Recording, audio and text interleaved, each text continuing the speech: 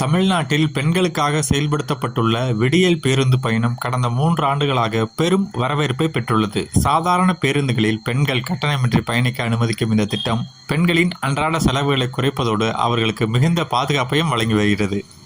குறிப்பாக வேலைக்கு செல்லும் பெண்கள், பள்ளி மற்றும் கல்லூரி மாணவிகள் என அனைத்து தரப்பினரும் தினசரி இந்த திட்டத்தின் மூலம் பயனடைந்து வருகின்றனர்.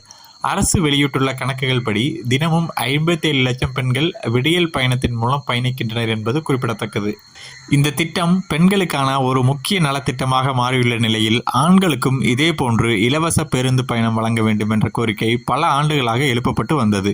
குறிப்பாக 60 வயதுக்கு மேற்பட்ட மூத்த குடிமக்களுக்கு இது அவசியம் என்று பல சமூக அமைப்புகள் வலியுறுத்தி வந்தன.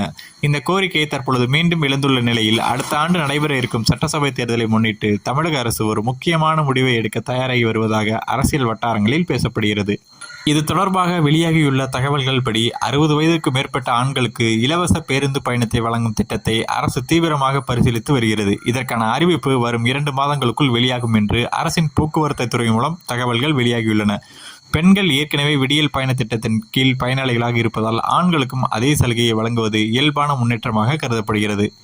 தமிழ்நாட்டில் மூத்த குடிமக்களுக்கான பல சலுகைகள் ஏற்கனவே இருப்பினும் இலவச பேருந்து பயணம் என்பது அவர்களின் அன்றாட வாழ்க்கையை மேலும் எளிதாக்கக்கூடியதாக இருக்கும் என்பதாலும் அரசு நடத்தும் பேருந்துகளில் மாதாந்திர அட்டைகள், கட்டண சலுகைகள் போன்றவை இருந்தாலும் இலவச பயணம் வழங்கப்படும் பொழுது 60 வயதிற்கு மேற்பட்ட ஆண்களின் மருத்துவம், வங்கி, அரசு அலுவல்கள் போன்ற அத்தியாவசிய பணிகளுக்கான செலவுகள் குறையும். இதனால் அவர்கள் அன்றாட வாழ்வில் நிதி சுமை குறையும் என்பதே அரசின் கணிப்பு. பெண்களுக்கு வழங்கப்பட்ட விடியல் பயண திட்டம் மக்கள் மத்தியில் மிகப்பெரிய ஆதரவு பெற்றதால் ஆண்களுக்கும் இதே போன்ற திட்டத்தை விரிவாக்குவது அரசுக்கு ஆதரவை உருவாக்கும் முயற்சியாகவும், மேலும் மாநிலத்தின் நிதிநிலை சீராகும் போது அனைவருக்கும் இலவச பயணத்தை விரிவுபடுத்தும் வாய்ப்பு இருப்பதாக கடந்த சில மாதங்களுக்கு முன் அமைச்சர் சிவசங்கர் கூறியிருந்ததும் குறிப்பிடத்தக்கது.